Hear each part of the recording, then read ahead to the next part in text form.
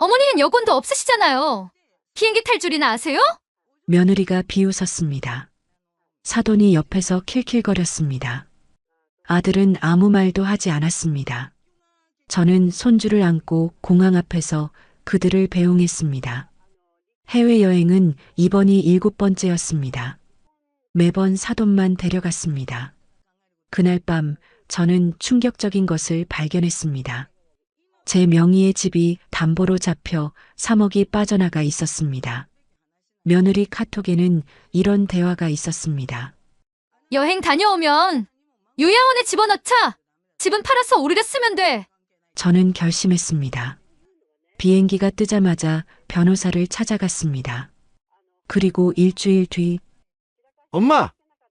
집이 왜 이래? 문이 왜 안 열려? 아들이 현관 앞에서 고래고래 소리를 질렀습니다. 관리사무소의 대답은 간단했습니다. 이 집 주인이 바뀌었습니다. 며느리의 얼굴이 새하얗게 질렸습니다. 현관 앞 바닥에 봉투 하나가 있었습니다. 엄마는 이제 내 인생 삽니다. 니들이 한 짓은 알고 있다. 그들의 지옥은 그때부터 시작되었습니다. 김모락모락 나던 시골 부엌, 그 안에서 얼마나 많은 눈물이 오갔을까요? 구독과 좋아요는 여러분의 사연을 응원하는 작은 손길입니다. 알림 설정까지 해주시면 매일 공감되는 이야기로 찾아올게요. 아들 내외가 유럽 여행 준비로 거실에서 캐리어를 꾸리고 있었습니다. 강순덕은 7살 손주 준서에게 저녁밥을 먹이면서 그 모습을 바라봤습니다. 거실 한가운데 펼쳐진 여행 가방 3개가 눈에 들어왔어요. 아들 박진우 것, 며느리 오미영 것, 그리고 사돈 오말순 것이었습니다. 순덕의 가방은 없었습니다. 며느리 미영이 휴대폰을 귀에 대고 들뜬 목소리로 통화를 시작했습니다. 어머니, 내일 공항에서 봬요. 이번엔 파리 에펠탑이랑 스위스 알프스 코스예요. 미영의 친정어머니 말순과 통화하는 것이었습니다. 순덕은 손주 입에 밥을 떠넣으며 못 들은 척했습니다. 하지만 가슴 한구석이 싸늘하게 식어갔어요. 준서가 숟가락을 내려놓으며 순덕을 올려다봤습니다.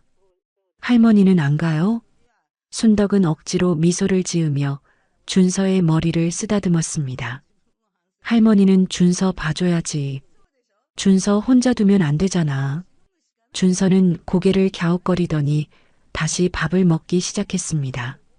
아이는 아무것도 모르는 눈으로 할머니를 바라봤어요. 통화를 마친 미영이 거실로 나오며 캐리어 지퍼를 열었습니다. 순덕은 용기를 내어 며느리에게 다가갔습니다. 평생 이런 말을 꺼내본 적이 없었지만 이번만큼은 해보고 싶었어요. 미영아, 이번에는 나도 같이 가면 안 되겠니? 미영이 고개를 돌렸습니다. 순간 미영의 입꼬리가 실룩거렸어요. 어머니는 여권도 없으시잖아요. 비행기 탈 줄이나 아세요? 미영이 코웃음을 치며 말했습니다. 마침 현관문이 열리며 사돈 말순이 들어왔습니다. 말순은 미영의 말을 듣고 킬킬거리며 웃었어요. 맞아요, 순떡 씨. 나이 들어서 비행기 타면 귀 아프고 힘들어요. 집에서 쉬는 게 나아요. 말순은 자신의 명품 가방을 소파에 던지듯 내려놓으며 말했습니다. 순덕은 아무 대꾸도 하지 못하고 그 자리에 서 있었습니다. 얼굴이 화끈거렸지만 꾹 참았어요. 아들 진우가 안방에서 나왔습니다. 순덕은 아들이라도 자신의 편을 들어주길 바라는 눈으로 바라봤습니다. 하지만 진우는 어머니와 눈을 마주치지 않았어요. 엄마는 준서 봐줘야지. 어린이집이 방학이잖아. 진우는 당연하다는 듯이 말하고 다시 안방으로 들어가 버렸습니다. 순덕의 표정이 돌처럼 굳어졌습니다. 가슴속에서 무언가가 부서지는 소리가 났어요. 그날 밤 순덕은 안방에서 홀로 서랍을 정리하고 있었습니다. 서랍 깊숙이 넣어둔 남편의 영정사진이 손에 잡혔어요. 순덕은 사진 속 남편의 얼굴을 오래도록 들여다봤습니다. 여보, 나 요즘 너무 힘들어요. 순덕은 작은 목소리로 중얼거렸습니다. 남편이 세상을 떠난 지 벌써 6년이었습니다. 그동안 순덕은 아들 내외와 함께 살며 손주를 돌봐왔어요. 지난 5년간 아들 내외가 해외여행을 간 것이 이번으로 7번째였습니다. 일본, 하와이, 태국, 베트남, 호주, 싱가포르. 매번 사돈 말순만 데려갔습니다. 순덕은 늘 집에서 손주를 맡으며 집을 지켰어요. 처음에는 그러려니 했습니다. 사돈이 어렵다고 친정 어머니니까 모시고 가는 거라고 생각했어요. 하지만 7번째가 되니 더 이상 그런 생각이 들지 않았습니다. 다음 날 아침이 밝았습니다. 현관 앞에 캐리어 3개가 줄지어 서 있었어요. 순덕은 손주 준서를 안고 현관에서 그들을 배웅했습니다. 말순이 선글라스를 쓰며 순덕을 힐끗 봤습니다. 순덕 씨, 집 잘 보고 있어요. 우리 금방 올게. 말순은 손을 흔들며 유유히 택시에 올라탔습니다. 미영이 그 뒤를 따랐고 진우는 어머니를 보지도 않고 택시에 탔어요. 택시가 모퉁이를 돌아 사라질 때까지 순덕은 그 자리에 서 있었습니다. 택시가 떠나고 순덕은 텅 빈 거실에 홀로 앉았습니다. 준서는 장난감을 가지러 제 방으로 뛰어갔어요. 순덕은 한숨을 깊이 내쉬며 거실을 둘러봤습니다. 그때 진우의 방 책상 위에 서류 봉투 하나가 눈에 들어왔습니다. 평소 같으면 그냥 지나쳤을 겁니다. 하지만 오늘따라 묘하게 눈길이 갔어요. 순덕은 무심코 서류 봉투를 집어들었습니다. 봉투 겉면에 은행 로고가 찍혀 있었어요. 순덕은 봉투를 열어 서류를 꺼내봤습니다. 순간 순덕의 눈이 휘둥그레졌습니다. 서류에는 자신의 이름이 적혀 있었어요. 이 집의 등기부등본과 담보대출 확인서였습니다. 순덕은 서류를 자세히 읽어봤습니다. 자신 명의의 이 집이 담보로 잡혀 3억 원이 대출되어 있었어요. 대출 실행일은 3달 전이었습니다. 순덕의 손이 덜덜 떨리기 시작했습니다. 자신은 이런 서류에 도장을 찍은 적이 없었어요. 서류에 찍힌 도장과 서명을 자세히 들여다봤습니다. 도장은 자신의 것이 맞았습니다. 하지만 서명은 미묘하게 달랐어요. 누군가 자신의 도장을 몰래 가져가 서류를 위조한 것이 분명했습니다. 순덕은 다리에 힘이 풀려 그 자리에 주저앉았습니다. 머릿속이 새하얘졌어요. 자신이 평생 모은 돈으로 산 이 집이 아들의 빚 담보가 되어 있었습니다. 그날 밤 순덕은 잠을 이루지 못하고 거실을 서성였습니다. 불을 끄고 소파에 앉아 멍하니 있는데 테이블 위에서 불빛이 반짝였어요. 미영이 두고 간 태블릿이었습니다. 순덕은 무의식적으로 태블릿을 집어들었습니다. 화면을 켜니 카카오톡이 열려 있었어요. 미영과 친정어머니 말순의 대화창이었습니다. 순덕은 대화 내용을 읽기 시작했습니다. 읽으면 안 되는 것을 알았지만 손이 멈추지 않았어요. 한 줄 한 줄 읽어 내려갈수록 순덕의 얼굴이 창백하게 변해갔습니다. 여행 다녀오면 시어머니 요양원에 집어넣을 거야. 미영의 메시지였습니다. 순덕은 눈을 의심했어요. 그 집은 우리가 팔아서 빚 갚고 나머지는 우리가 쓰면 돼. 미영의 메시지가 이어졌습니다. 말순의 답장이 바로 아래 있었어요. 잘 됐네. 시어머니가 뭘 알겠어. 치매 왔다고 하면 그만이야. 순덕은 두 손으로 입을 틀어막았습니다. 목구멍에서 신음소리가 새어나왔어요. 숨이 막혀 거친 호흡을 몰아쉬었습니다. 5년 동안 손주를 키우고 집안일을 도맡아 했습니다. 아들 내외가 해외여행을 갈 때마다 사돈만 모시고 가도 참았어요. 그런데 이게 자신에게 돌아온 대가였습니다. 순덕은 태블릿을 내려놓고 창밖을 바라봤습니다. 어둠 속에 가로등 불빛만 희미하게 비치고 있었어요. 순덕의 눈에서 뜨거운 눈물이 흘러내렸습니다. 하지만 순덕은 소리내어 울지 않았습니다. 주먹을 꽉 쥐고 눈물을 닦아냈어요. 가슴속 깊은 곳에서 차가운 무언가가 굳어져 가는 것을 느꼈습니다. 순덕은 휴대폰을 꺼내 태블릿 화면을 촬영했습니다. 대화 내용을 한 장 한 장 저장했어요. 담보대출 서류도 함께 촬영해 두었습니다. 밤새 잠을 이루지 못한 순덕은 창문 너머로 동이 트는 것을 바라봤습니다. 결심이 섰어요. 더 이상 바보처럼 당하고만 있지 않겠다고 마음먹었습니다. 다음 날 아침 순덕은 손주 준서를 어린이집에 데려다 주었습니다. 밤새 잠을 못 자서 눈이 퉁퉁 부어 있었어요. 어린이집 선생님이 걱정스러운 눈으로 바라봤지만 순덕은 괜찮다며 손을 저었습니다. 어린이집을 나온 순덕은 곧장 은행으로 향했습니다. 버스 안에서도 어젯밤 본 서류와 카톡 대화가 머릿속을 떠나지 않았어요. 혹시 자신이 잘못 본 것은 아닐까 하는 신락 같은 희망을 품고 있었습니다. 은행에 도착한 순덕은 번호표를 뽑고 대기석에 앉았습니다. 손에 땀이 났어요. 심장이 쿵쾅거려서 옆 사람에게 들릴 것 같았습니다. 드디어 순덕의 차례가 왔습니다.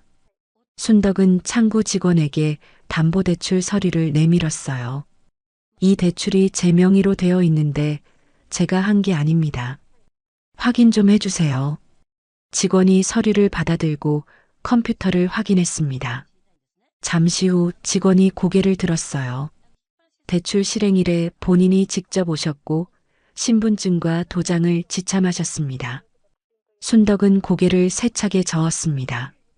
그날 저는 병원에 입원해 있었어요. 제가 올 수가 없었다고요. 순덕은 미리 준비해온 입원 확인서를 꺼내 직원에게 보여줬습니다. 석 달 전 담보대출 실행일에 순덕은 담낭 수술로 병원에 입원해 있었어요. 누군가 그 틈을 노려 서류를 위조한 것이 분명했습니다. 직원의 얼굴이 굳어졌습니다. 서류 위조 가능성이 있으시네요. 법적 조치를 고려해 보시는 게 좋겠습니다. 직원은 조심스럽게 말하며 관련 서류 사본을 출력해 순덕에게 건넸습니다. 순덕은 서류를 받아들며 한숨을 내쉬었어요. 최악의 상황이 현실로 확인된 순간이었습니다. 은행을 나온 순덕은 근처 벤치에 주저앉았습니다. 다리에 힘이 풀려서 더 이상 걸을 수가 없었어요. 평생 자식을 위해 살아온 세월이 한순간에 무너지는 기분이었습니다. 한참을 앉아있던 순덕은 휴대폰을 꺼내 인터넷 검색을 시작했습니다. 부동산 전문 변호사를 찾아야 했어요. 손가락이 떨려서 글씨를 제대로 칠 수가 없었습니다. 검색 끝에 순덕은 한법률사무소를 찾아냈습니다. 상담 후기에 어르신들도 친절하게 상담해준다는 글이 있었어요. 순덕은 바로 전화를 걸어 상담 예약을 잡았습니다. 오후 2시 순덕은 법률사무소 문을 열고 들어갔습니다. 안내 직원이 대기실로 안내해 주었어요. 잠시 후 최 변호사가 상담실로 순덕을 불렀습니다. 최 변호사는 50대 중반의 단정한 인상이었습니다. 순덕을 자리에 앉히고 물 한 잔을 건넸어요. 어르신, 천천히 말씀해 보세요. 어떤 일이십니까? 순덕은 떨리는 손으로 서류들을 꺼내 테이블 위에 펼쳤습니다. 담보대출 서류, 입원 확인서, 그리고 휴대폰에 저장한 카톡 대화 캡처까지요. 최 변호사는 서류들을 하나하나 꼼꼼히 살펴봤습니다. 이 서명, 어르신 것이 맞습니까? 최 변호사가 서류의 서명란을 가리키며 물었습니다. 순덕은 고개를 저었어요. 아닙니다. 비슷하게 따라 썼는데 제 글씨가 아니에요. 도장은 제 것이 맞는데 누가 몰래 가져갔나 봐요. 최 변호사가 고개를 끄덕이며 서류를 내려놓았습니다. 명백한 문서 위조입니다. 대출 무효 소송이 가능합니다. 순덕의 눈에 희미한 빛이 돌았습니다. 하지만 최 변호사의 표정은 여전히 심각했어요. 다만 시간이 문제입니다. 아드님이 돌아오시면 상황이 복잡해질 수 있어요. 최 변호사는 카톡 대화 내용을 다시 한번 읽어봤습니다. 집을 급히 처분하시려면 소송과 병행해서 진행해야 합니다. 지금 바로 시작하시겠습니까? 순덕은 잠시 망설였습니다. 아들이었습니다. 자신이 낳고 키운 아들이 이런 짓을 했다는 것이 아직도 믿기지 않았어요. 하지만 카톡 대화 내용이 떠올랐습니다. 요양원에 집어넣고 집을 팔아서 자기들이 쓰겠다던 그 대화요. 순덕의 눈빛이 단단하게 굳어졌습니다. 전부 진행해 주세요. 순덕은 단호하게 대답했습니다. 최 변호사가 고개를 끄덕이며 서류 작업을 시작했어요. 법률사무소를 나온 순덕은 바로 부동산 중개소로 향했습니다. 해가 서쪽으로 기울기 시작했어요. 순덕은 걸음을 재촉했습니다. 부동산 중개소 문을 열자 중년의 여자 사장이 순덕을 맞았습니다. 어서 오세요. 어떤 일로 오셨어요? 순덕은 자리에 앉으며 말했습니다. 제 명의로 된 집을 팔려고요. 급하게 팔아야 합니다. 사장이 고개를 갸웃거렸습니다. 금매로 내놓으시면 시세보다 좀 낮게 받으실 수 있어요. 그래도 괜찮으시겠어요? 순덕은 고개를 끄덕였습니다. 괜찮습니다. 일주일 안에 처리해 주세요. 사장이 놀란 표정을 지었지만 더 이상 묻지 않았습니다. 서류 작업을 시작하며 매물 정보를 입력했어요. 순덕은 부동산을 나와 어린이집으로 준서를 데리러 갔습니다. 준서의 손을 잡고 집으로 돌아오는 길이 유난히 길게 느껴졌어요. 모든 것이 꿈만 같았습니다. 그날 밤 순덕은 준서를 재우고 거실에 앉아 휴대폰을 들여다봤습니다. 항공편 운항 정보를 검색했어요. 아들 내외와 사돈을 태운 비행기는 이미 유럽 상공을 날고 있었습니다. 순덕은 창밖에 밤하늘을 올려다봤습니다. 저 하늘 어딘가에 아들이 있었어요. 자신을 요양원에 버리려던 아들이요. 순덕의 입에서 낮은 혼잣말이 흘러나왔습니다. 진우야, 엄마가 이렇게 나올 줄은 몰랐지. 순덕은 휴대폰을 내려놓고 눈을 감았습니다. 이제 돌이킬 수 없는 길을 가기로 한 것이에요. 두렵지 않다면 거짓말이었습니다. 하지만 더 두려운 것은 요양원에 버려지는 것이었습니다. 평생 바친 세월이 그렇게 끝나는 것이요. 순덕은 주먹을 꽉 쥐었습니다. 다음 날 아침 부동산 사장에게서 전화가 왔습니다. 어르신, 금매 매수자가 나타났어요. 내일 계약하실 수 있으시겠어요? 순덕의 심장이 쿵 내려앉았습니다. 생각보다 빨랐어요. 네, 내일 가겠습니다. 순덕은 전화를 끊고 깊은 숨을 내쉬었습니다. 최 변호사에게도 연락해서 내일 함께 가달라고 부탁했어요. 이제 정말 시작이었습니다. 순덕은 준서를 어린이집에 데려다주고 다시 빈 거실에 섰습니다. 이 집에서 5년을 살았어요. 손주의 첫걸음도 첫 말도 이 집에서 보았습니다. 거실 창문으로 들어오는 햇살이 마루를 비추고 있었습니다. 순덕은 그 햇살을 한참 동안 바라봤어요. 이 집과도 곧 이별이었습니다. 순덕은 고개를 돌려 남편 영정 사진을 바라봤습니다. 여보, 나 지금 잘하고 있는 거 맞죠? 대답은 없었습니다. 하지만 순덕은 알고 있었어요. 이제 자신의 인생을 찾아야 할 때라는 것을요. 부동산 중개소에서 금매 계약을 진행하던 순덕 앞에 낯선 남자 2명이 나타났습니다.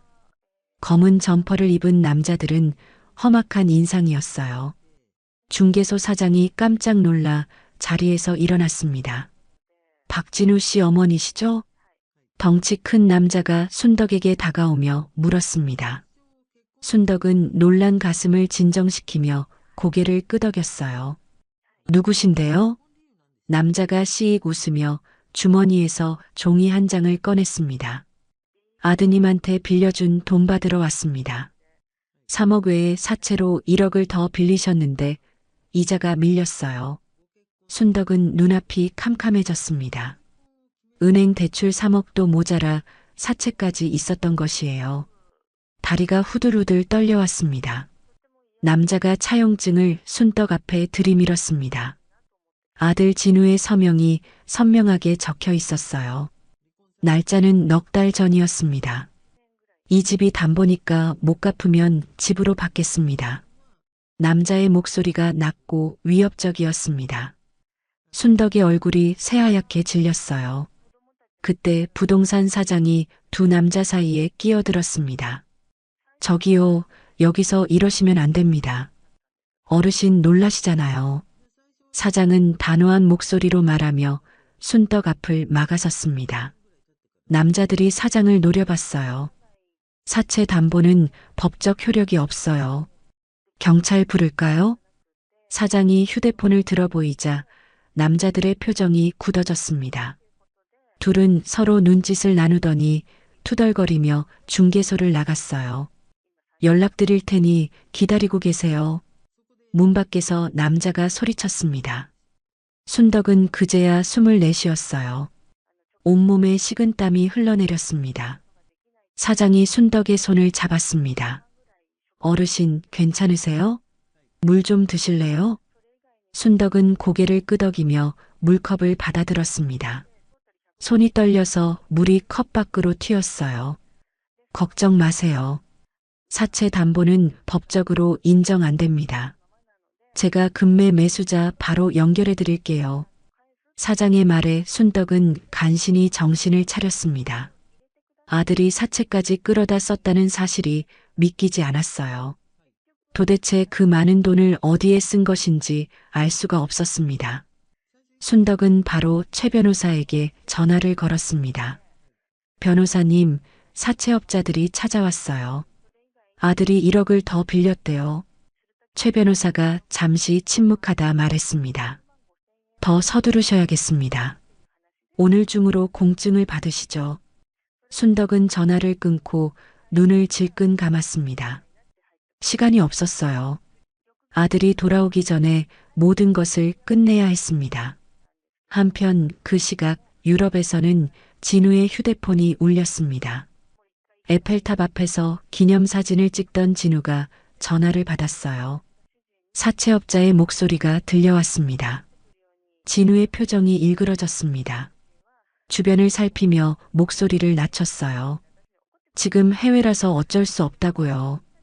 돌아가면 연락드릴게요. 진우는 급하게 전화를 끊었습니다. 미영이 다가와 물었어요. 무슨 전화야? 표정이 왜 그래? 진우는 억지로 웃음을 지었습니다. 회사에서 온 전화야. 별거 아니야. 미영은 의심스러운 눈으로 남편을 바라봤습니다. 하지만 더 묻지 않고 돌아섰어요. 사돈 말순이 손을 흔들며 레스토랑으로 가자고 재촉하고 있었습니다. 빨리 와요. 배고파 죽겠어. 말순은 고급 레스토랑 앞에서 기다리며 희죽거렸습니다. 진우는 무거운 발걸음으로 그 뒤를 따랐어요. 마음 한구석이 불안했지만 내색하지 않았습니다. 같은 시각 한국에서 순덕은 최 변호사 사무실에 도착했습니다. 변호사가 준비한 서류들이 테이블 위에 펼쳐져 있었어요. 대출 무효 확인서와 집 매매 계약서였습니다. 여기에 도장을 찍으시면 됩니다. 최 변호사가 서류를 가리키며 말했습니다. 순덕은 떨리는 손으로 도장을 꺼냈어요. 잠시 멈칫했습니다. 이 도장을 찍는 순간 돌이킬 수 없었어요. 아들과의 관계도 이 집에서의 생활도 모두 끝이었습니다. 최 변호사가 순덕의 눈치를 살피며 조용히 말했습니다. 천천히 생각하셔도 됩니다. 하지만 시간이 많지 않은 것도 사실입니다. 순덕은 깊은 숨을 들이마셨습니다. 미영의 카톡 대화가 떠올랐어요. 요양원에 집어넣겠다던 그 차가운 글자들이요. 순덕은 단호하게 도장을 찍었습니다. 대출 무효 확인서에 한 번, 매매 계약서에 한 번이요. 붉은 인주가 선명하게 찍혔습니다. 매수자에게 일주일 내로 잔금 처리해달라고 부탁했습니다. 최 변호사가 서류를 정리하며 말했습니다. 순덕은 고개를 끄덕였어요. 변호사 사무실을 나온 순덕은 하늘을 올려다봤습니다. 해가 뉘엿뉘엿 지고 있었어요. 주황빛 노을이 하늘을 물들이고 있었습니다. 순덕은 천천히 집으로 돌아왔습니다. 어린이집에서 준서를 데려와 저녁을 먹였어요. 평소와 다름없이 손주와 시간을 보냈습니다. 준서가 잠든 후 순덕은 홀로 거실에 앉았습니다.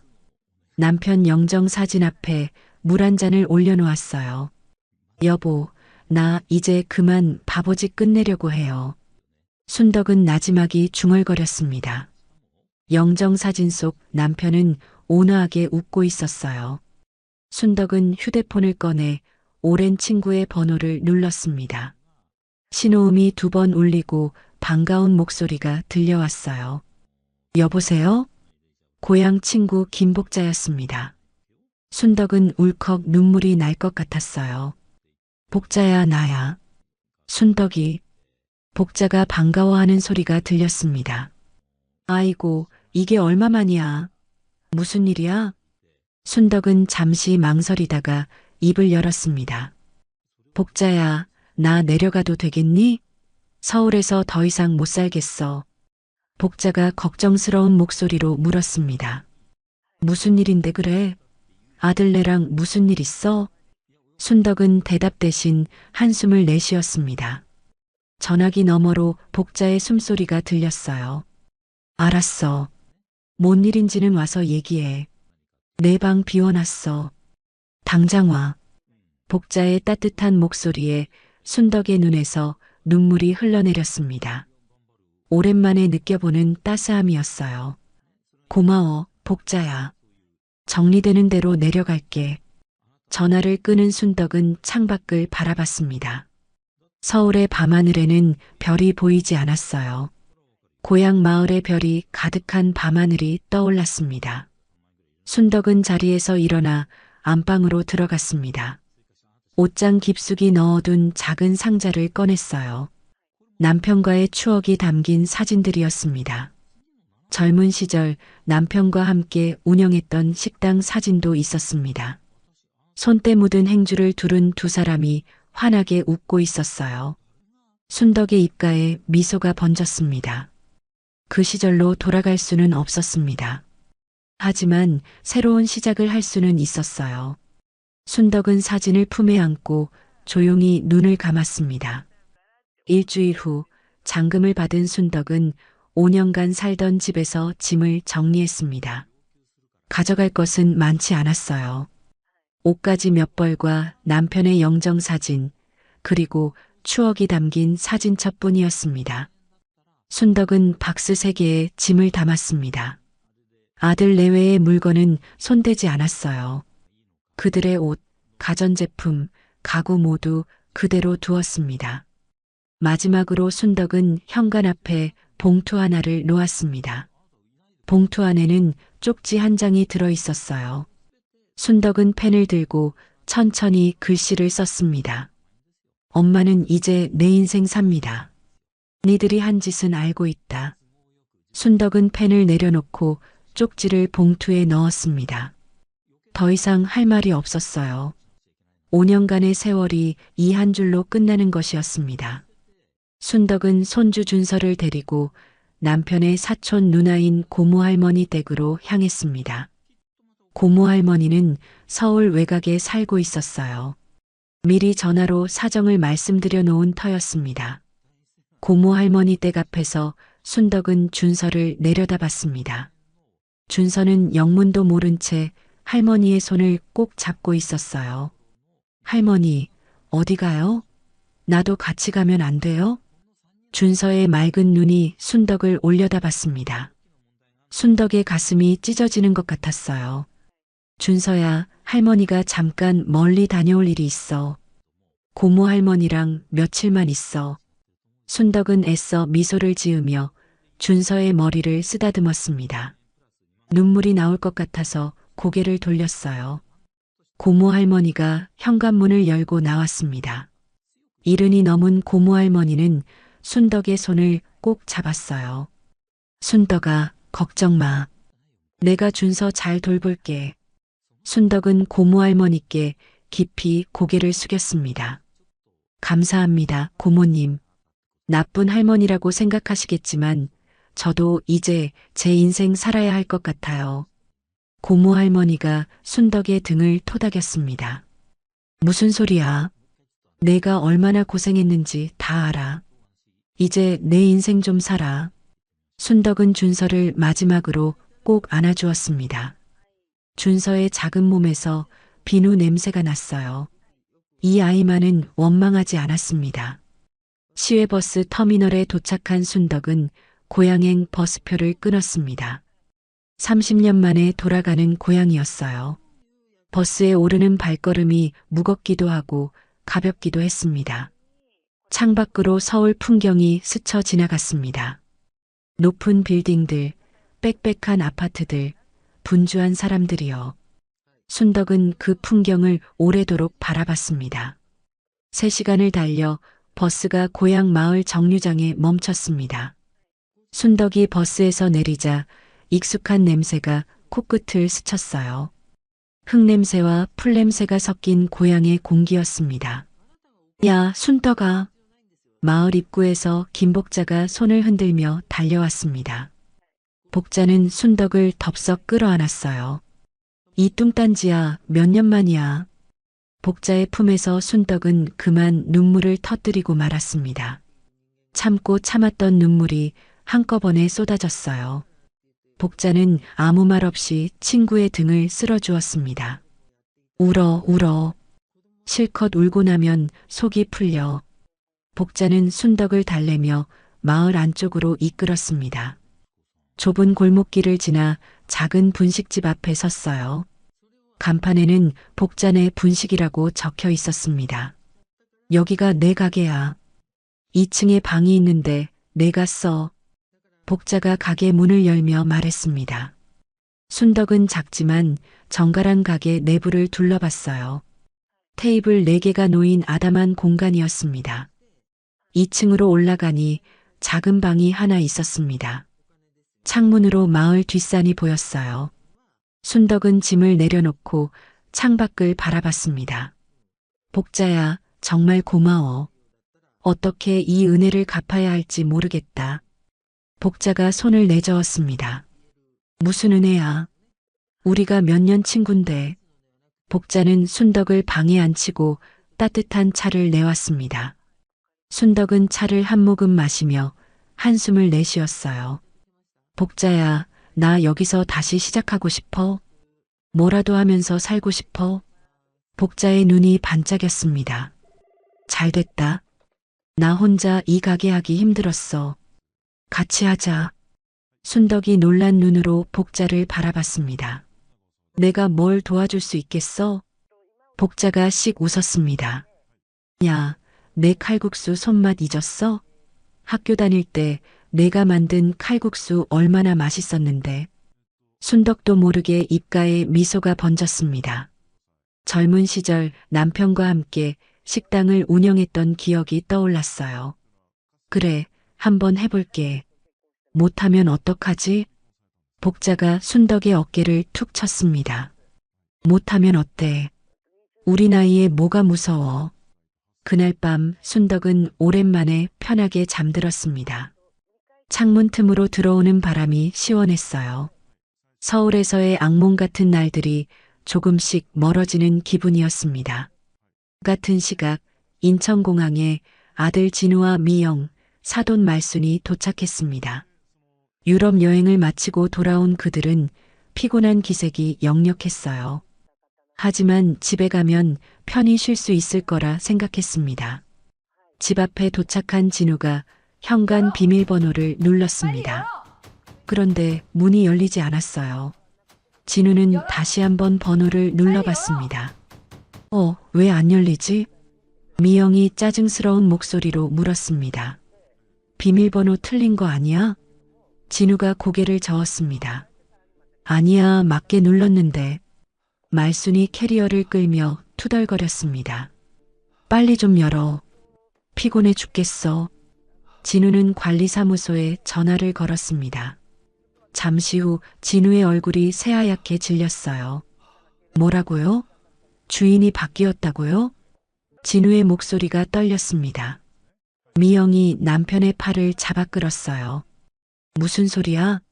주인이 왜 바뀌어? 진우는 대답하지 못하고 멍하니 서 있었습니다. 그때 현관 앞 바닥에 떨어진 봉투가 눈에 들어왔어요. 진우가 봉투를 집어들고 열어봤습니다. 쪽지 한 장이 들어 있었습니다. 진우가 쪽지를 읽는 순간 다리에 힘이 풀렸어요. 엄마는 이제 내 인생 삽니다. 니들이 한 짓은 알고 있다. 미영이 쪽지를 빼앗아 읽더니 비명을 질렀습니다. 어머니가 미쳤어. 우리 집을 어떻게 팔아? 진우가 힘없이 대답했습니다. 원래 엄마 명의 집이야. 말순이 어리둥절한 표정으로 두 사람을 번갈아 봤습니다. 그럼 나는 오늘 어디서 자? 아무도 대답하지 못했습니다. 세 사람은 텅 빈 현관 앞에서 캐리어를 끌고 우왕좌왕했어요. 그 시각 고향 마을에서 순덕은 창문 너머로 별이 쏟아지는 밤하늘을 바라봤습니다. 서울에서는 볼 수 없던 별들이었어요. 순덕의 입가에 평온한 미소가 번졌습니다. 석 달이 흘렀습니다. 순덕과 복자가 함께 운영하는 고향 손맛집은 입소문을 타고 유명해졌어요. 간판도 새로 달고 메뉴판도 새로 만들었습니다. 순덕이 직접 반죽한 손칼국수와 손두부찌개가 대표 메뉴였습니다. 점심시간이면 줄을 서서 기다리는 손님들로 가게 앞이 북적였어요. 평일에도 테이블이 꽉 찰 정도였습니다. 여기 칼국수 2그릇이요. 복자가 주방을 향해 주문을 외쳤습니다. 순덕은 능숙한 손놀림으로 면을 삶아 그릇에 담았어요. 뜨거운 육수를 부으니 구수한 냄새가 가게 안에 퍼졌습니다. 손님들이 한 젓가락 먹더니 엄지를 치켜 세웠습니다. 이야, 이 맛이야. 우리 엄마가 끓여주던 그 맛이에요. 중년의 남자 손님이 감탄하며 말했습니다. 순덕은 뿌듯한 미소를 지으며 고개를 숙였어요. 맛있게 드세요. 저녁 장사를 마치고 순덕과 복자는 가게 문을 닫았습니다. 테이블을 닦으며 복자가 말했어요. 야, 오늘도 완판이다. 내일은 재료를 더 사와야겠어. 순덕이 웃으며 대답했습니다. 그래, 요즘 두부가 빨리 떨어져. 내일 새벽에 일찍 가자. 두 사람은 매출 장부를 정리하며 오늘 하루를 되돌아봤습니다. 힘들지만 보람찬 나날이었어요. 순덕은 이런 삶이 있을 줄 몰랐습니다. 어느 날 오후 가게에 낯선 사람들이 찾아왔습니다. 카메라를 들고 조명을 세우는 것이 방송국 사람들이었어요. 지역 방송국에서 귀촌 성공 사례를 취재하러 온 것이었습니다. 안녕하세요. 저희가 시골에서 찾은 행복이라는 프로그램을 만들고 있는데요. 젊은 여자 PD가 명함을 내밀며 말했습니다. 순덕은 손을 앞치마에 닦으며 당황했어요. 저 같은 사람을 왜 취재하시려고요?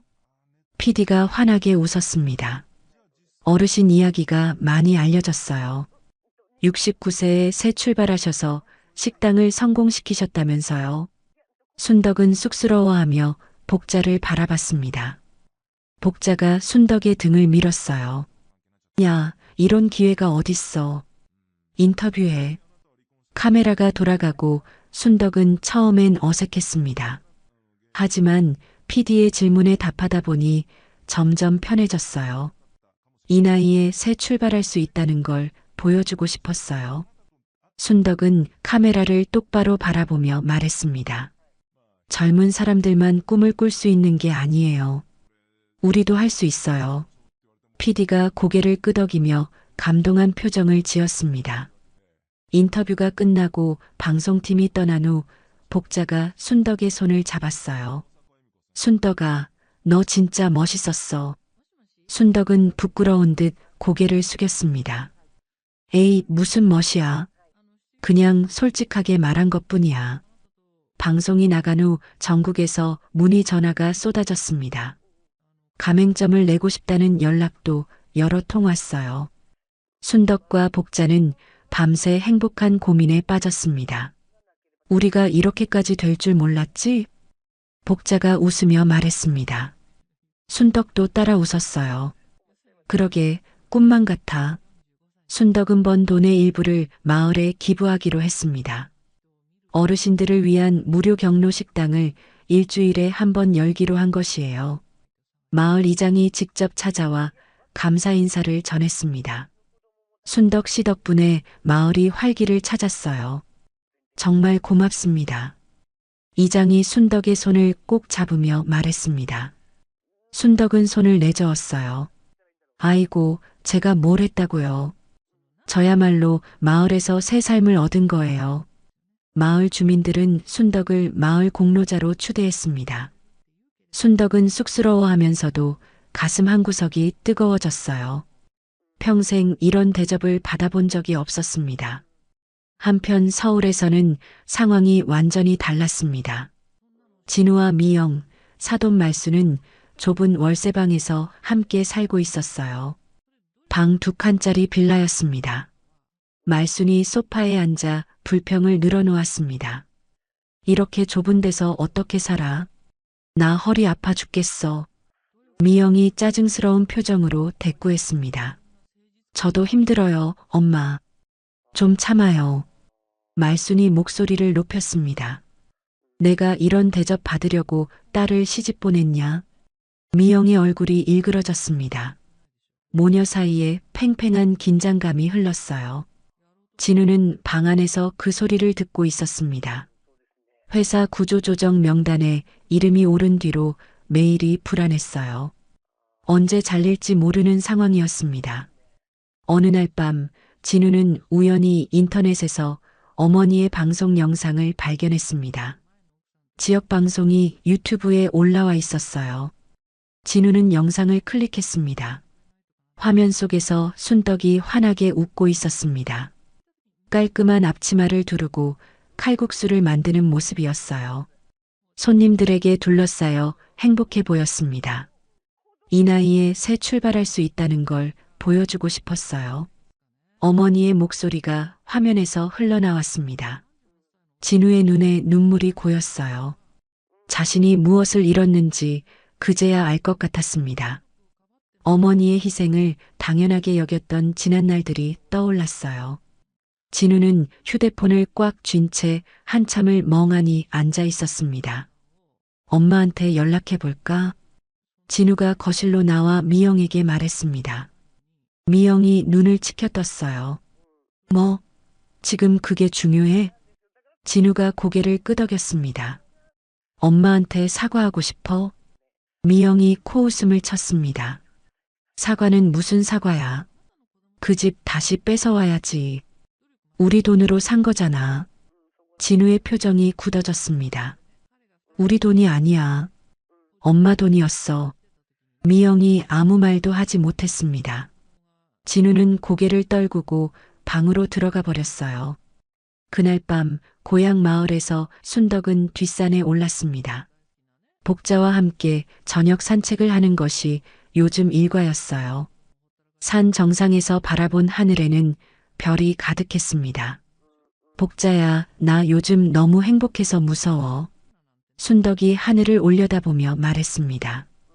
복자가 웃었어요. 무서워하지 마. 내가 받을 만큼 받는 거야. 순덕은 먼 하늘을 바라보며 남편 생각에 잠겼습니다. 눈시울이 붉어졌다가 이내 미소로 바뀌었어요. 여보, 나 이제 행복해도 되는 거죠? 바람이 순덕의 머리카락을 부드럽게 흩날렸습니다. 마치 남편이 대답하는 것 같았어요. 순덕은 별빛 아래서 오래도록 서 있었습니다. 며칠 후 사돈 말순에게 한 통의 전화가 걸려왔습니다. 오랜 지인이라는 남자였어요. 말순은 반가운 목소리로 전화를 받았습니다. 어머, 김 사장님. 오랜만이에요. 전화기 너머로 남자의 구수한 목소리가 들려왔습니다. 말순의 표정이 점점 밝아졌어요. 확실한 투자 기회가 있다고요? 석 달에 2배요? 말순은 귀를 쫑긋 세우며 통화에 집중했습니다. 남자는 자신이 운영하는 투자회사에 돈을 맡기면 큰 수익을 보장한다고 했어요. 원금 보장에 고수익이라는 달콤한 말이 쏟아졌습니다. 전화를 끄는 말순이 미영에게 다가왔습니다. 말순의 눈이 반짝거렸어요.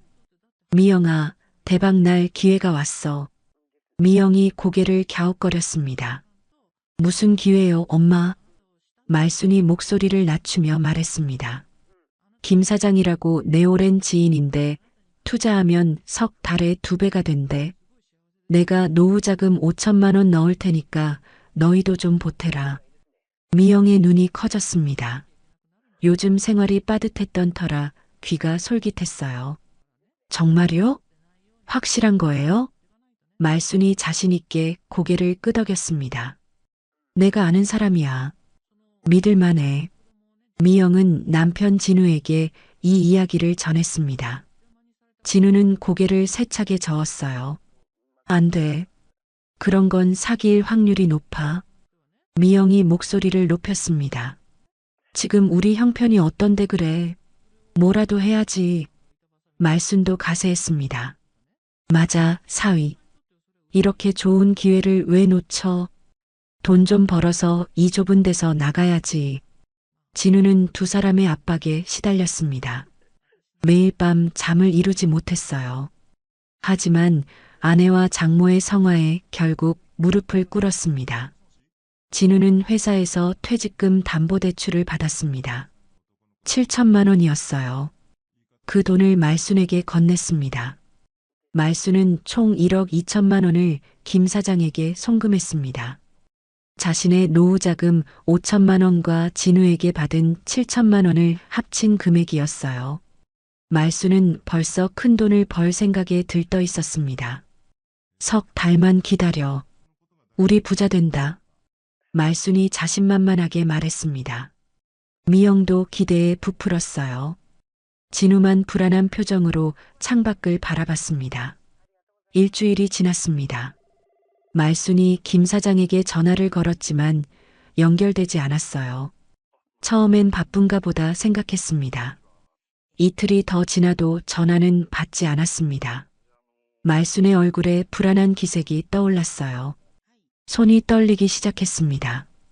사흘째 되는 날 말순은 직접 김 사장의 사무실을 찾아갔습니다. 그런데 사무실이 있던 건물층에는 텅 빈 공간만 있었어요. 사무실 흔적조차 찾을 수 없었습니다. 아니, 이게 무슨... 말순은 건물 관리인을 붙잡고 물었습니다. 관리인이 무덤덤하게 대답했어요. 그 회사요? 일주일 전에 갑자기 짐 빼고 사라졌어요. 말순의 다리가 풀렸습니다. 벽에 기대어 간신히 몸을 지탱했어요. 눈앞이 캄캄해졌습니다. 집으로 돌아온 말순은 바닥에 주저앉아 울부짖었습니다. 내 돈, 내 평생 모은 돈. 미영이 놀라서 달려왔습니다. 엄마, 왜 그래요? 무슨 일이에요? 말순이 미영의 손을 붙잡았습니다. 사기야, 사기. 그 사람이 돈 들고 도망갔어. 미영의 얼굴이 새하얗게 질렸습니다. 7천만 원이라는 숫자가 머릿속을 맴돌았어요. 남편의 퇴직금 담보대출이었습니다. 진우가 회사에서 돌아와 상황을 알게 되었습니다. 진우는 아무 말도 하지 못하고 소파에 주저앉았어요. 손으로 얼굴을 감싸쥐었습니다. 경찰에 신고했지만 결과는 참담했습니다. 조직적인 사기로 피해자가 수십 명에 달한다고 했어요. 수사는 지연될 것이고 돈을 되찾기는 어려울 거라는 대답뿐이었습니다. 말순이 미영에게 울면서 말했습니다. 미영아, 엄마가 잘못했어. 어떡하지? 미영의 눈에 불꽃이 튀었습니다. 참았던 감정이 터져나왔어요. 엄마가 욕심부려서 이 꼴이 됐잖아. 왜 확인도 안 하고 돈을 보내요? 말순이 목소리를 높였습니다. 내년이 돈 보태라고 해서 그런 거지. 나 혼자 한 게 아니야. 모녀가 거세게 다투기 시작했습니다. 좁은 월세방에서 고함 소리가 울려 퍼졌어요. 진우는 두 손으로 귀를 막고 방으로 들어가 버렸습니다. 설상가상으로 다음날 진우에게 회사에서 연락이 왔습니다. 구조조정 대상자로 최종 확정되었다는 통보였어요. 이달 말까지 퇴사하라는 내용이었습니다. 진우는 전화를 끊고 멍하니 앉아 있었습니다. 직장도 잃고 돈도 잃었어요. 퇴직금 담보대출의 상환 독촉이 곧 시작될 것이었습니다. 미영이 방으로 들어와 남편을 다그쳤습니다. 어떻게 할 거야? 대출은 어떻게 갚아? 진우는 대답하지 못했습니다. 머릿속이 텅 비어버린 것 같았어요. 며칠 후 집주인에게서 연락이 왔습니다. 월세가 2달째 밀렸으니 이번 달 안에 방을 빼라는 통보였어요. 미영이 전화를 끊고 눈물을 쏟았습니다. 이러다 우리 진짜 거리로 나앉게 생겼어. 말수는 구석에 웅크리고 앉아 아무 말도 하지 못했습니다. 자신 때문에 이 지경이 된 것을 알기에 고개를 들 수가 없었어요. 모녀 사이에는 싸늘한 공기가 흘렀습니다. 진우는 더 이상 방법이 없었습니다. 사채업자들의 독촉 전화는 매일 울렸어요. 퇴직금 대출 상환 독촉장도 날아왔습니다. 어느 날 밤 진우는 휴대폰을 들었습니다. 어머니 순덕의 번호를 찾아 전화를 걸었어요. 신호음이 울렸지만 순덕은 받지 않았습니다. 진우는 다시 전화를 걸었습니다. 2번, 3번, 4번이요. 하지만 순덕은 끝내 전화를 받지 않았습니다. 진우는 휴대폰을 내려놓고 천장을 바라봤습니다. 눈물이 흘러내렸어요. 자신이 뿌린 씨앗이 이렇게 돌아온 것이었습니다. 며칠 밤을 꼬박 세운 진우는 결심했습니다. 직접 어머니를 찾아가기로 한 것이에요. 새벽에 홀로 시외버스 터미널로 향했습니다. 버스에 오르며 진우는 창밖을 바라봤습니다. 서울의 불빛이 점점 멀어져 갔어요. 어머니에게 무슨 말을 해야 할지 아직 정하지 못했습니다. 이른 아침 시외버스가 고향 마을 정류장에 멈췄습니다. 진우는 버스에서 내려 주위를 둘러봤어요. 30년 만에 밟아보는 어머니의 고향 땅이었습니다. 마을 초입에는 작은 가게들이 줄지어 있었습니다. 그중 하나에 고향 손맛집이라는 간판이 눈에 들어왔어요. 진우는 천천히 그 가게 앞으로 다가갔습니다. 가게 안에서 어머니 순덕이 주방에서 일하고 있었습니다. 앞치마를 두르고 칼국수 반죽을 치대는 모습이었어요. 진우는 유리창 너머로 그 모습을 한참 동안 바라봤습니다. 어머니의 얼굴에는 미소가 가득했습니다. 서울에서 살 때와는 완전히 다른 표정이었어요. 진우의 가슴이 먹먹해졌습니다. 순덕이 고개를 들어 창밖을 바라봤습니다. 그리고 유리창 앞에 서 있는 아들을 발견했어요. 순덕의 표정이 굳어졌습니다. 두 사람의 눈이 마주쳤습니다. 순덕은 잠시 멈추더니 아무 말 없이 다시 반죽에 집중했어요. 진우는 발을 떼지 못하고 그 자리에 서 있었습니다. 가게 문이 열리더니 복자가 밖으로 나왔습니다. 복자는 진우를 위아래로 훑어보며 물었어요. 뭐하러 왔어? 너 때문에 내 엄마가 얼마나 속을 썩었는데. 복자의 목소리는 차가웠습니다. 진우는 고개를 숙였어요. 엄마한테 할 말이 있어요. 복자가 코웃음을 쳤습니다. 할 말? 이제 와서 무슨 할 말이 있다고. 복자가 팔짱을 끼고 진우를 막아섰습니다. 그때 가게 문이 다시 열리고 순덕이 나왔어요. 순덕은 아들 앞에 멈춰서서 말없이 내려다봤습니다. 진우는 어머니의 눈을 제대로 마주치지 못했습니다. 입술이 떨렸어요. 말을 꺼내기가 너무 어려웠습니다. 엄마.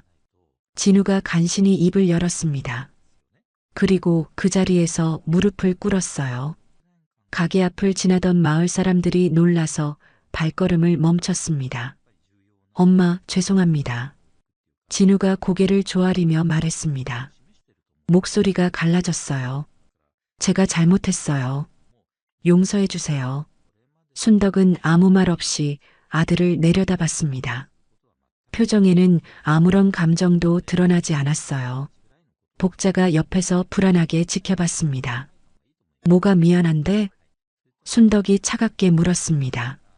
진우가 고개를 들었어요. 다요. 다 잘못했어요. 진우의 목소리가 떨렸습니다. 엄마 명의로 몰래 대출받은 것, 엄마를 요양원에 보내려 한 것, 사돈만 데리고 여행 다닌 것, 전부 다 제 잘못이에요. 순덕의 눈에 잠깐 파란이 일었습니다. 하지만 금세 다시 차가워졌어요. 그래서 순덕의 한마디에 진우가 다시 고개를 숙였습니다. 저는 자격 없는 아들입니다. 그래도 한 번만 기회를 주세요. 진우의 눈에서 눈물이 흘러내렸습니다. 뚝뚝 떨어지는 눈물이 흙바닥에 자국을 남겼어요. 순덕은 한참 동안 말이 없었습니다. 바람이 불어 나뭇잎이 흔들렸어요. 무거운 침묵이 흘렀습니다. 일어나. 순덕이 나직하게 말했습니다. 진우가 고개를 들었어요. 용서는 쉽게 되는 게 아니다. 순덕은 아들의 눈을 똑바로 바라보며 말했습니다. 하지만 내가 어떻게 변하는지 볼 거다. 순덕이 진우의 팔을 잡아 일으켜 세웠습니다. 진우의 눈에서 다시 눈물이 쏟아졌어요. 복자가 옆에서 순덕의 어깨를 툭 쳤습니다. 야, 너 또 마음이 약해지는 거 아니지? 순덕이 고개를 저었습니다. 아니야. 공짜로 봐주는 거 아니야. 순덕이 진우를 바라보며 말했습니다. 내가 진짜 달라지고 싶으면 여기서 일부터 해라. 공짜로 도와주는 거 없다. 진우는 고개를 끄덕였습니다. 네, 뭐든지 할게요. 그날부터 진우는 가게에서 일하기 시작했습니다. 청소, 설거지, 재료 손질까지 닥치는 대로 했어요. 처음엔 서툴러서 접시도 깨고 실수도 많았습니다. 복자가 혀를 찼습니다. 쯧쯧, 저게 무슨 일을 했다고. 하지만 진우는 포기하지 않았습니다. 매일 새벽에 일어나 가게 문을 열었어요. 밤늦게까지 설거지를 하고 바닥을 닦았습니다. 순덕은 아들의 변화를 말없이 지켜봤습니다. 가끔 서로 눈이 마주치면 진우는 고개를 숙였어요. 아직 어머니 앞에서 당당할 자격이 없다는 것을 알았습니다. 열흘쯤 지났을 때 미영이 고향 마을에 나타났습니다. 남편이 돌아오지 않자 직접 찾아온 것이었어요. 미영은 가게 앞에서 앞치마를 두른 진우를 보고 눈이 휘둥그레졌습니다. 당신 지금 뭐 하는 거야? 미영이 다그쳤습니다. 진우가 조용히 대답했어요. 일하는 거야. 미영이 어이없다는 표정을 지었습니다. 집에 가자. 당신이 여기서 이럴 때가 아니잖아. 진우가 고개를 저었습니다. 나는 여기 있을 거야. 미영의 얼굴이 붉어졌습니다. 미영은 가게 안으로 들어가 순덕을 찾았어요. 어머니, 집 돌려주세요. 그 집은 우리가 살던 집이에요. 순덕이 천천히 미영을 바라봤습니다. 순덕의 눈빛이 싸늘했어요. 내가 나한테 하려던 짓 잊었니? 미영이 말문이 막혔습니다. 요양원에 집어넣고 집 팔아서 쓰려던 거 내가 다 알아. 순덕의 목소리는 조용하지만 단호했습니다. 미영의 얼굴이 새하얗게 질렸어요. 그건 미영이 변명을 하려 했지만 말이 나오지 않았습니다. 순덕이 등을 돌렸어요. 더 할 말 없으면 돌아가.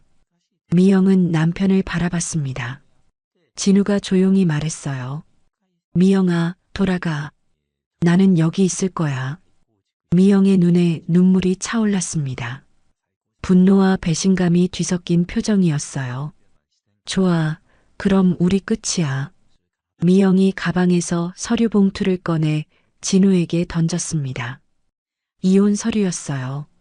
미영은 뒤도 돌아보지 않고 가게를 나갔습니다. 진우는 바닥에 떨어진 서류를 조용히 집어들었습니다. 한참을 들여다보다가 품에 넣었어요. 순덕이 아들의 뒷모습을 말없이 바라봤습니다. 그날 밤 순덕은 가게 뒷마당에서 하늘을 올려다봤습니다. 별이 쏟아지는 밤이었어요. 복자가 다가와 옆에 섰습니다. 진우 녀석, 진짜 변하려는 것 같아? 순덕이 천천히 고개를 끄덕였습니다. 모르겠어. 근데 지켜볼 거야. 복자가 순덕의 어깨를 토닥였습니다. 내가 고생이다, 순덕아.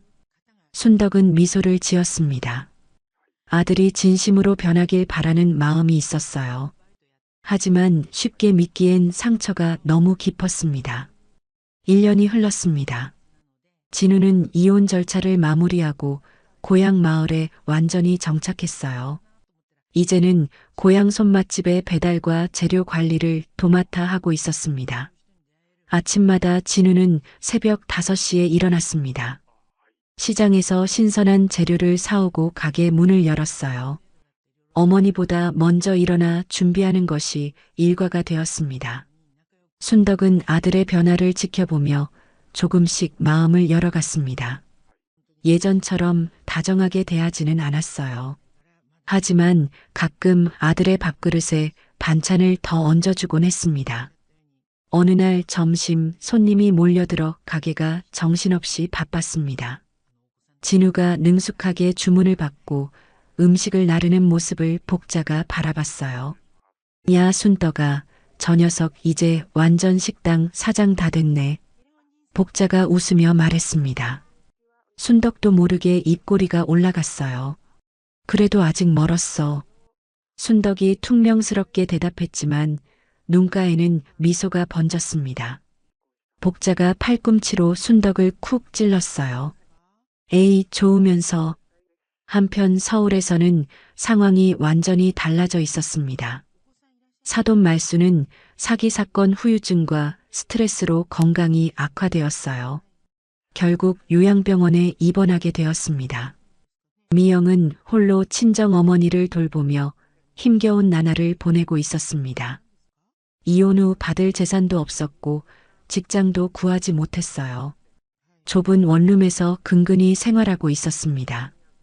어느 날 미영은 순덕에게 편지를 보내왔습니다. 떨리는 손으로 쓴 사과 편지였어요. 순덕은 편지를 읽어봤습니다. 편지에는 자신이 얼마나 잘못했는지, 얼마나 후회하고 있는지가 적혀 있었습니다. 용서해달라는 말도 있었어요.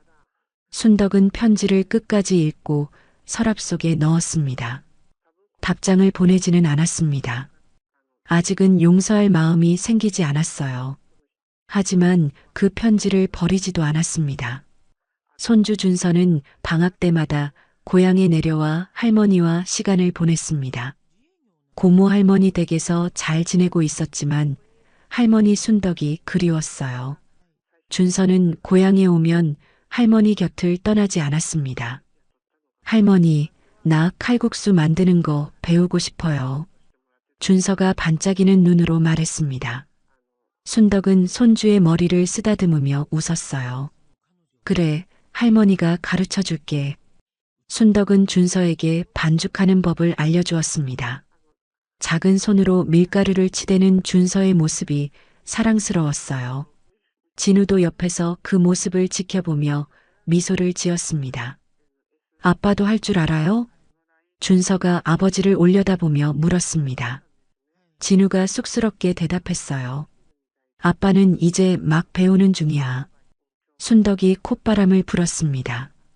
내 아빠는 준서보다 더 못해. 준서가 깔깔 웃었습니다. 가게 안에 웃음소리가 퍼졌어요. 오랜만에 듣는 가족의 웃음이었습니다. 고향 손맛집은 2호점 오픈을 앞두고 있었습니다. 옆 마을에서 가게를 열어달라는 요청이 쏟아졌어요. 지역 신문에서 취재 요청도 들어왔습니다. 기자가 순덕에게 물었습니다. 사장님, 성공 비결이 뭡니까? 순덕이 잠시 생각하다가 대답했습니다. 자식한테 모든 걸 바치면 자식이 고마워할 줄 알았어요. 그게 아니더라고요. 기자가 고개를 끄덕이며 받아 적었습니다. 순덕이 말을 이었어요. 나를 먼저 챙겨야 자식도 제대로 보더라고요. 기자가 감탄하며 고개를 끄덕였습니다. 옆에 있던 복자가 끼어들었어요.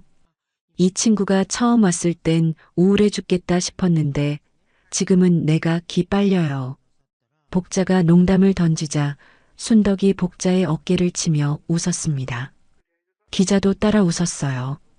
화기애애한 분위기 속에서 인터뷰가 끝났습니다. 진우는 어머니와 함께 마을 어르신들을 위한 무료 급식 봉사에 참여했습니다. 일주일에 한 번씩 경로당에서 점심을 대접하는 것이었어요. 진우는 어르신들에게 정성껏 음식을 나르며 인사를 드렸습니다. 맛있게 드세요, 어르신. 진우가 공손하게 말했습니다. 한 할머니가 진우의 손을 잡았어요. 순덕이 아들이지? 효자네, 효자. 진우는 부끄러운 듯 고개를 숙였습니다. 예전 같았으면 이런 말을 들을 자격이 없었어요. 이제는 조금씩 자격을 만들어가고 있었습니다. 봉사를 마치고 돌아오는 길에 순덕이 아들에게 말했습니다. 오늘 잘했어. 짧은 한마디였지만 진우의 가슴이 뜨거워졌습니다. 어머니에게 칭찬을 받은 것은 정말 오랜만이었어요. 감사합니다, 엄마. 진우가 고개를 숙이며 대답했습니다. 순덕은 아무 말 없이 앞서 걸었어요. 하지만 순덕의 발걸음이 평소보다 가벼워 보였습니다. 어느 저녁 가게 문을 닫은 후 순덕과 진우는 마을 뒷산에 올랐습니다. 복자도 함께였어요. 산 정상에 오르니 노을 지는 풍경이 눈앞에 펼쳐졌습니다. 붉은 노을이 하늘을 물들이고 있었습니다. 새들이 떼지어 날아가는 모습이 보였어요. 세 사람은 나란히 서서 그 풍경을 바라봤습니다. 엄마, 진작 이럴걸. 진우가 조용히 말했습니다. 순덕이 고개를 돌려 아들을 바라봤어요. 늦었다고 생각할 때가 진짜 늦은 거야. 순덕이 담담하게 대답했습니다. 진우가 고개를 끄덕였어요. 네, 명심할게요. 복자가 두 모자를 번갈아 보며 씩 웃었습니다. 야, 분위기 좋다. 낚일 데가 없네. 순덕이 복자의 팔을 잡아 끌었습니다. 무슨 소리야? 내가 없었으면 난 여기 없어. 복자가 쑥스러운 듯 고개를 돌렸습니다. 세 사람은 노을을 바라보며 한참을 서 있었어요. 순덕은 먼 하늘을 바라보며 남편을 떠올렸습니다. 눈시울이 살짝 붉어졌어요. 바람이 불어 순덕의 머리카락을 흩날렸습니다.